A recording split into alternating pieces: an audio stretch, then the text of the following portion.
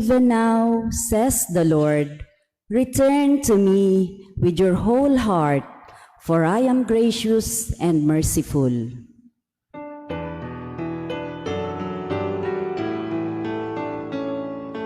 Glory to you, Word of God, Lord Jesus Christ.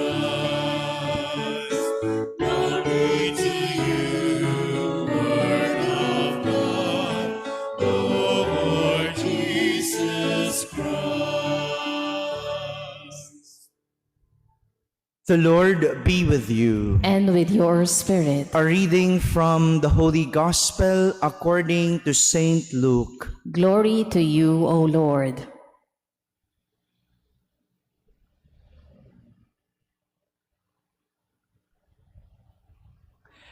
Jesus was driving out a demon that was mute. And when the demon had gone out, the mute man spoke, and the crowds were amazed. Some of them said, "By the power of Beelzebul, the prince of demons, he drives out demons." Others, to test him, asked him for a sign from heaven. But he knew their thoughts, and said to them, "Every kingdom divided against itself will be laid waste, and house will fall against house.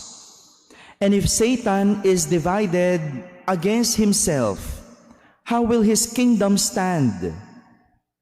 For you say that it is by Beelzebul that I drive out demons. If I then drive out demons by Beelzebul, by whom do your own people drive them out? Therefore, they will be your judges. But if it is by the finger of God that I drive out demons, then the kingdom of God has come upon you. When a strong man, fully armed, guards his palace, his possessions are safe. But when one stronger than he attacks and overcomes him, he takes away the armor on which he relied and distributes the spoils. Whoever is not with me is against me, and whoever does not gather with me scatters. My friends, the Gospel of the Lord. Praise to you, Lord Jesus Christ. Please be seated. Good morning, my dear brothers and sisters.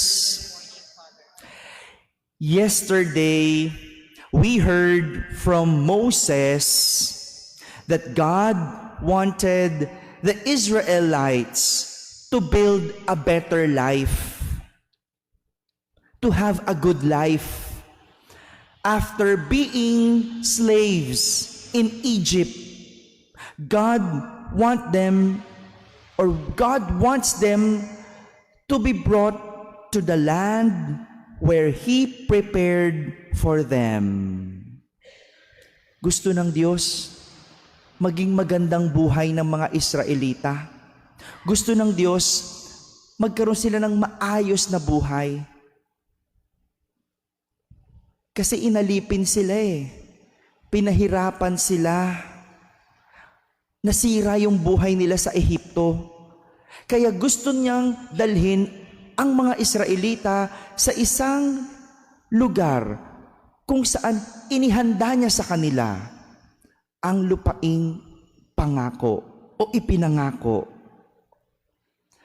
But Moses said, this will only be possible if they will obey the statutes and decrees of God.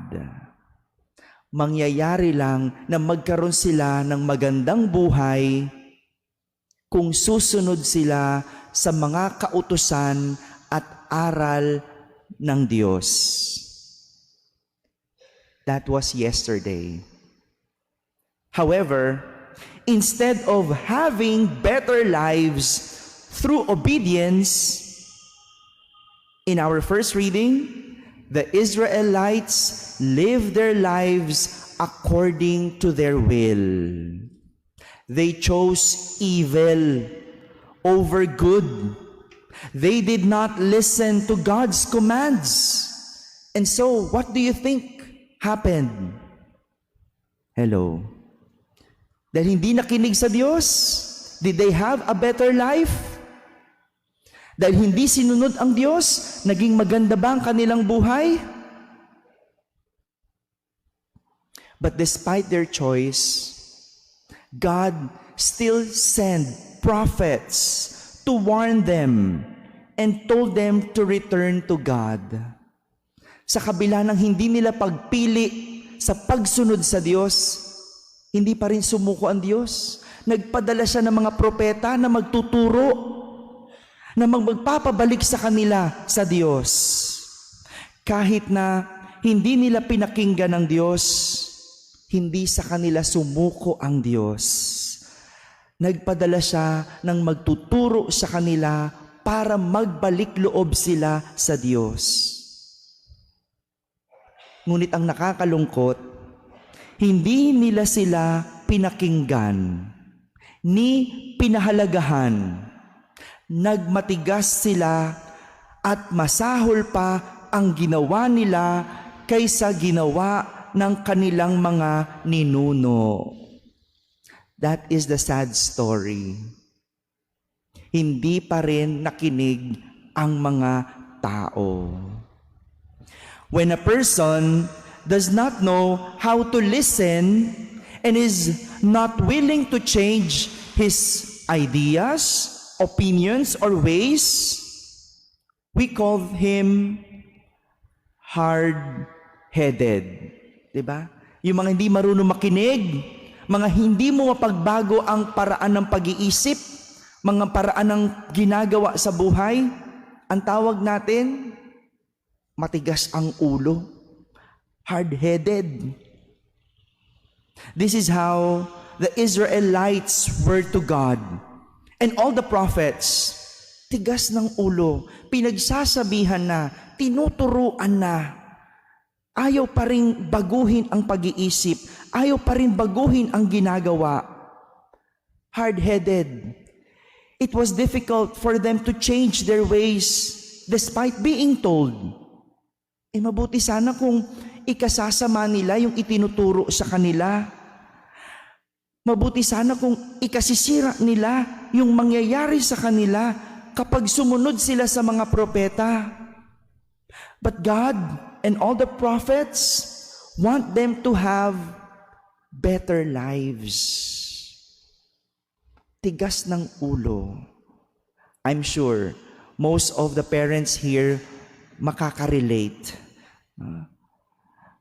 Gusto mo lang naman mapabuti ang iyong anak, kaya pinagsasabihan, kaya pinangangaralan, pero ayaw pa ring makinig, ayaw pa ring magbago. Ang tawag sa kanila, matigas ang ulo.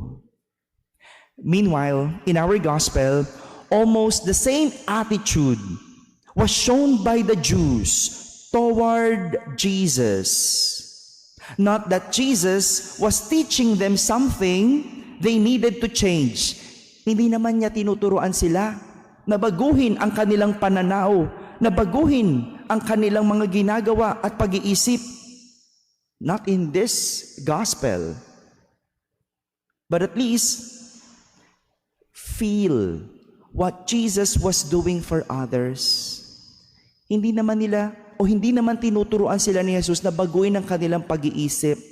But at least, mabago yung kanilang pakiramdam o pakitungo sa iba.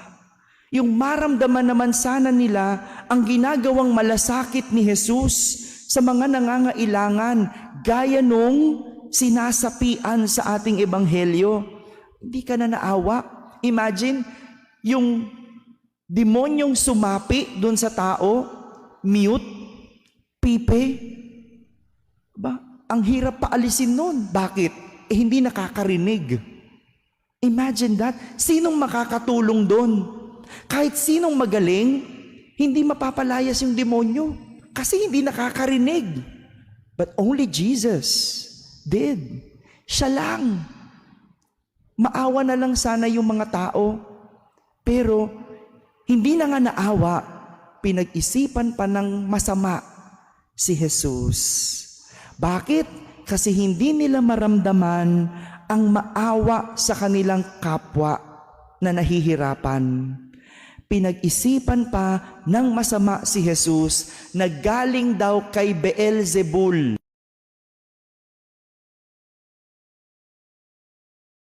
Palayas ng demonyo. Grabe, no? These kinds of people who are incapable of being moved to pity or tenderness towards other people are called hard-hearted. Kung ang matigas ang ulo, hindi marunong makinig, ang mga matigas ang puso, hindi marunong makaramdam. Walang pakiramdam sa pangangailangan ng iba, hindi makaramdam sa kanilang kapwa, matigas ang puso. My dear brothers and sisters, hard-headed and hard-hearted are people who distance themselves from God. Sa tuwing tayo'y matigas ang ulo, sa tuwing tayo'y matigas ang puso, dinidistansya natin ang ating mga sarili sa Diyos. But even though God still desires nothing but good for our welfare, inaabot pa rin tayo ng Diyos kahit tayo ang dumidistansya sa Kanya dahil sa ating katigasan ng ulo at puso. And that is why our responsorial psalm reminds us today that today, if you hear His voice, harden not your hearts. Amen.